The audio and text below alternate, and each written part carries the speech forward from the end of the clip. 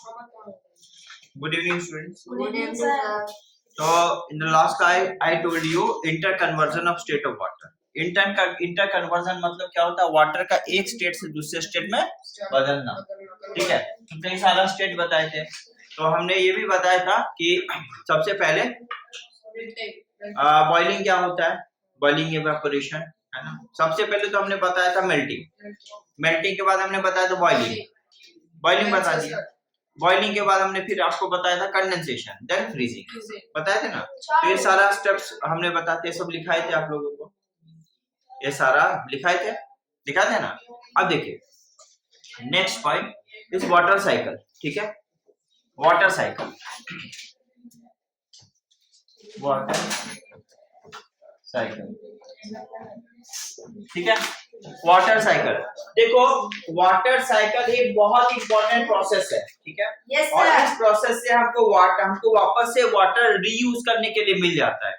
अगर ये water cycle नहीं होगा तो हमको रीयूज के लिए वाटर नहीं मिलेगा। रीयूज माने क्या हुआ, हम वाटर को वापस से यूज कर सकते हैं। तो अगर वाटर साइकिल ही नहीं होगा तो वाटर तो एक बार लॉस्ट हो गया तो गया, फिर तो वापस नहीं आएगा, तो हमको वापस से यूज करने के लिए नहीं मिलेगा। तो recycling is important. Recycling of water is called water cycle. Water वापस से वाटर का एक सर्कुलेशन बना रहना, that is called water cycle. ठीक है, समझ में आ रहा है? The change of water from one form to another in nature, which results in its continuous circulation. ठीक है, तो हम लिखेंगे इसको, the change of water, change of water from one form to another, so that circulation, ये circulation है, ठीक है। Circulation of water is maintained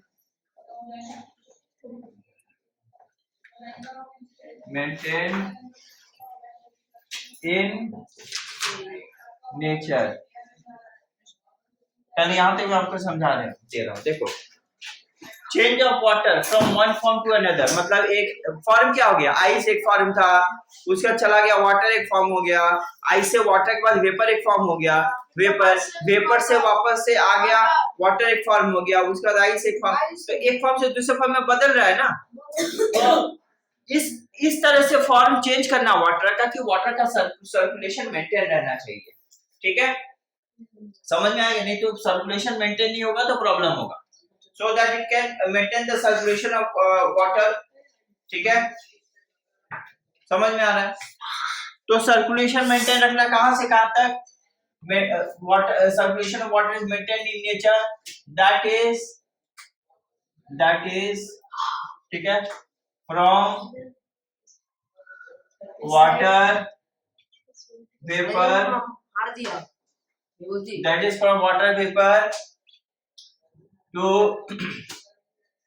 water, ठीक है, या फिर that is from water to water vapour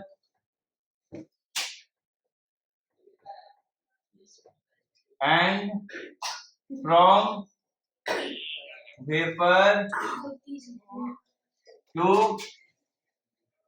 water, ठीक है, एंड फाइनली, या फिर फ्रॉम वाटर, यहाँ लिख दो इन नेचर, लिख दो वाटर इन नेचर। समझ में आ रहा है? तो change of water from one form to another so that circulation of water is maintained in nature, that is from water to water vapour and from vapour to water in the nature is called water cycle, water cycle।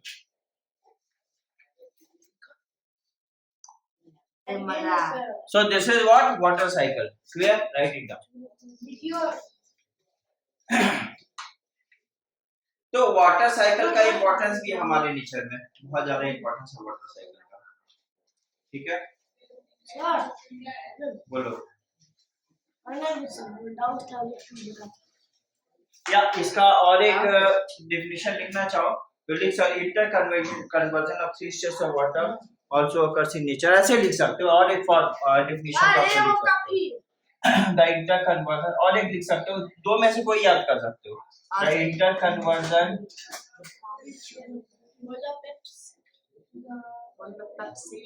Version of three state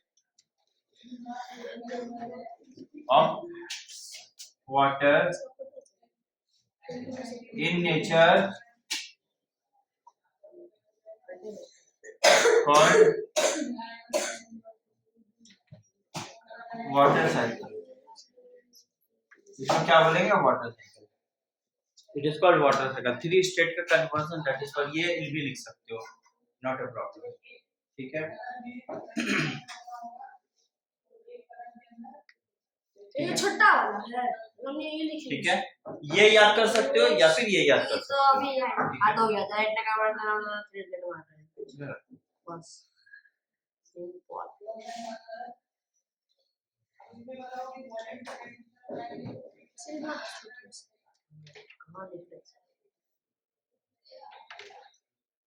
हमने ये sources of water बताया था, underground water, surface water, all this. Yes, rain water.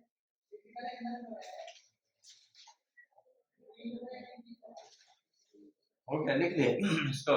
No show अभी हम बताएंगे आपको ये water cycle हमने देखा क्या होता है, और ये वाटर साइकिल का क्या इंपॉर्टेंस है हमारे नेचर में, वाटर साइकिल क्या रोल प्ले करता है हमारे लाइफ में। ठीक है, तो importance of water cycle in our life, importance of water cycle in our life. ठीक है, importance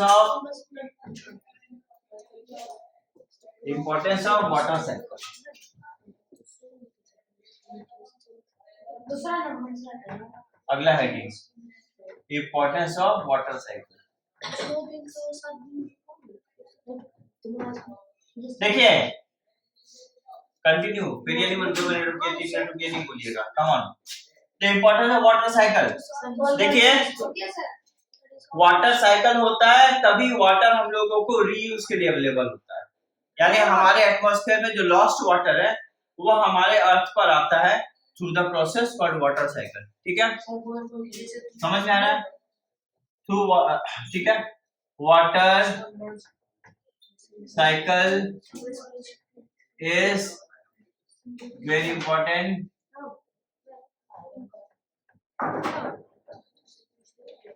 process as it is used to maintain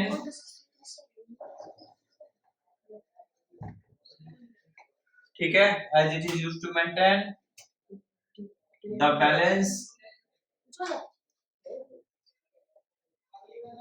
balance of water in nature, so that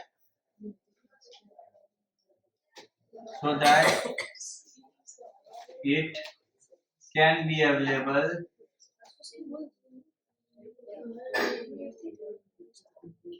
for reuse, जिससे ये वापस से use के लिए available हो जाए। अगर वाटर साइकिल नहीं होगा, ये वापस से वाटर रीयूज के लिए अवेलेबल नहीं होगा। ठीक है,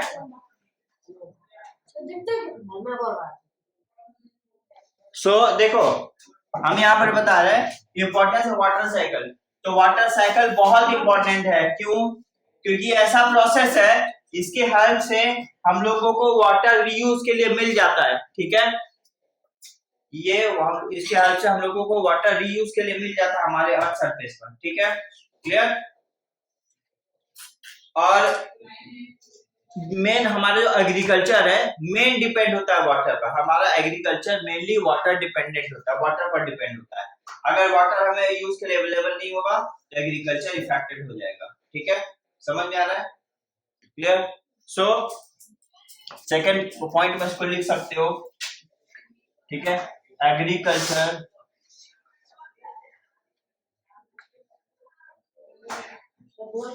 process is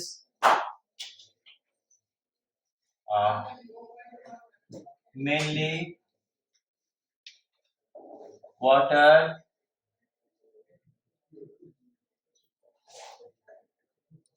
dependent. डिपेंडेंट या इंडिपेंडेंट? वाटर डिपेंडेंट, वाटर पर ही इंडिपेंडेंट। तो agriculture process very water dependent. ठीक है, sir if this process will be affected, ठीक है, agriculture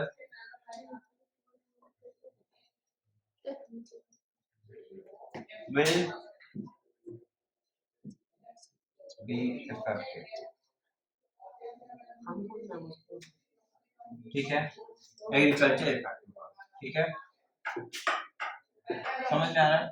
एग्रीकल्चर इफेक्ट हो जाएगा, इसलिए ये प्रोसेस का होना कंपलसरी है। ठीक है, एक तो ये वाला हो गया।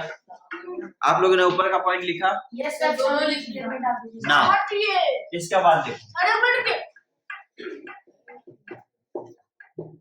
देखिए इसके बाद यहाँ पर होगा नंबर 3। अब देखो वाटर साइकिल नहीं होगा ना तो हमारा एटमॉस्फेयर का टेम्परेचर भी बैलेंस नहीं होगा। तो एटमॉस्फेयर का टेम्परेचर बैलेंस रखने के लिए वाटर साइकिल बहुत इंपॉर्टेंट है। तो वाटर साइकिल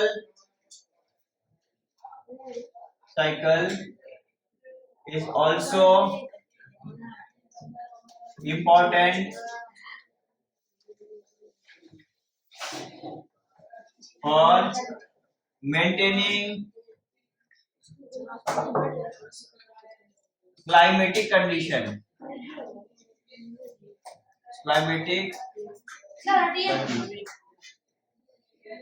ठीक है, समझ में आ रहा है? समझ में आ रहा है? यानी कि क्लाइमेटिक कंडीशन मतलब हुआ टेम्परेचर हो गया, रेनफॉल टेम्परेचर का नहीं, तो अगर कभी बारिश नहीं तो टेम्परेचर इतना हाई हो जाएगा कि सर्वाइवल मुश्किल हो जाएगा।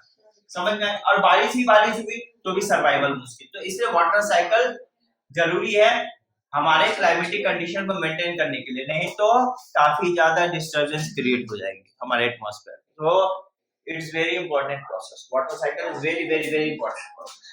समझ में आ गया? ओके ओके नाउ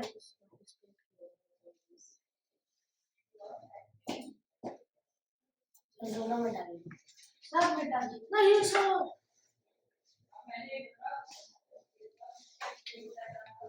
लिखा इसको।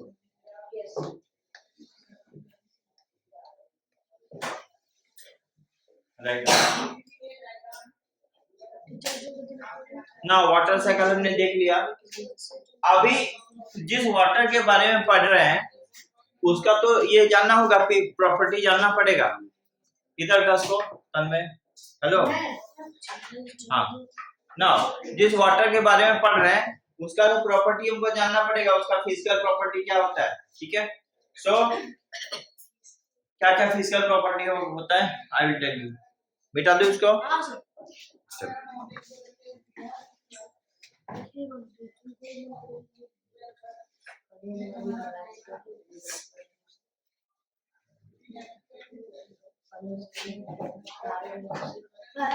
देखो physical properties of water,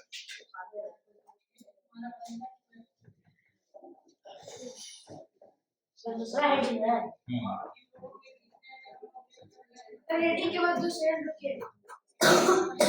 water का फिजिकल प्रॉपर्टी। तो देखो भाई, जो प्योर वाटर होगा वो तो ऐसे ही क्रिस्टल क्लियर ट्रांसपेरेंट होगा और अक्रॉस देख सकते हो। पानी के अक्रॉस हम देख सकते हैं। अगर पानी के अक्रॉस नहीं देख पाते तो पॉन्ड के अंदर फिश वगैरह वाटर एनिमल नहीं दिखाई देता। कौन सा? IES, PROPERTIES। समझ में आ गया? अगर वाटर ट्रांसपेरेंट नहीं होता तो वाटर के अंदर माने वाटर जो बॉडी होता है लाइक पॉन्ड रिवर उसके अंदर का हमको एक्वाटिक एनिमल नहीं दिखाई देता। सो वाटर ट्रांसपेरेंट होता है, एक नंबर। ठीक है, कोई कलर नहीं होता, कोई स्मेल नहीं होता है और कोई टेस्ट नहीं होता। समझ में आ गया? सो पहला प्रॉपर्टी तो बेसिक प्रॉपर्टी है। ठीक है, वाटर इज ट्रांसपेरेंट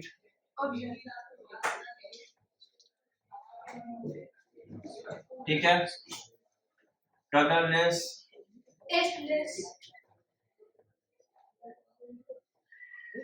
ऑर्डरलेस,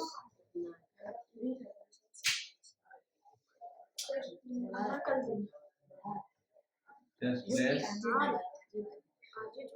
ठीक है, समझ में आ रहा है?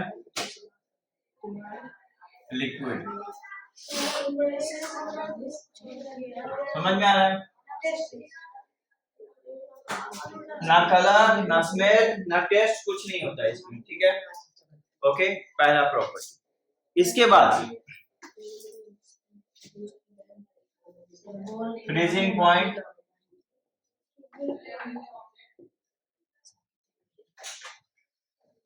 Of pure water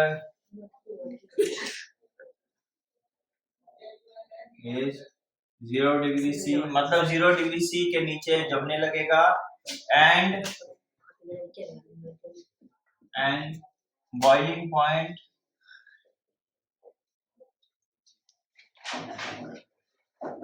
of pure water is 100 degree C।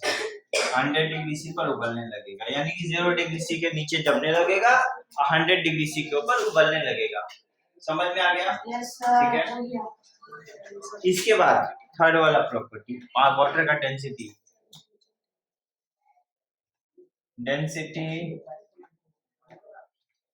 Of pure water is 1 gram per cubic centimeter at 4 degree centigrade। 160 कौन सा 160 है? नहीं, ये 100 है, 100 है। ठीक है, बात समझ में आया? ये सारा क्या हुआ? ये सभी प्रॉपर्टी हुआ। किसका प्रॉपर्टी हो गया? प्योर वाटर का प्रॉपर्टी हो गया। Clear? Density of pure water, pure water का जो डेंसिटी होता है यानी कि एक क्यूबिक सेंटीमीटर जब स्पेस में, छोटे से स्पेस में 1 ग्राम वाटर होता है, वो भी 4 डिग्री C टेम्परेचर पर। तो वाटर का जो डेंसिटी होता है वो 1 ग्राम पर क्यूबिक सीसी माने पर cubic centimetre at which temperature? At 4 degree C, 4 degree C पर। समझ में आ गया? Is it clear? तो ये क्या है? ये वाटर का प्रॉपर्टी है। This are property of water. बात आई समझ में हमने क्या बोला? ठीक है, अब देखो भाई और भी बहुत सारा प्रोसेस है, जैसे कि वाटर का छोटा छोटा पार्ट, जैसे फॉग वगैरह हो गया, फॉग। ठीक है, फॉग हो गया, उसके बाद फिर मिस्ट हो गया, ड्यू हो गया। यस, कौन सा बोलो? प्योर वाटर इज 1 ग्राम, लिखो 1 ग्राम। एट नहीं है, 1 ग्राम बाई है पर। वो सीसी 8 के बाद एट 4 डिग्री C, 4 1 2 3 4 न्यूमेरिक 4 है, 4 डिग्री C है वहां पर। At 4 degree C। Clear? CC समझ में आ गया? सीसी आइए सर, हो गया बताइए ना सर। ठीक है, सर पूरा यस कीजिए ना। आप सब कुछ गलती नहीं लिखे, आपके साथ अगर हमको बोलेंगे तो कर क्या सर 5 मिनट बेटर है, देख लीजिए और साइड हो जाते तो हमको देखने में इजी होती है। आप बोल के लिखाते सी हम आपके साथ। ठीक है,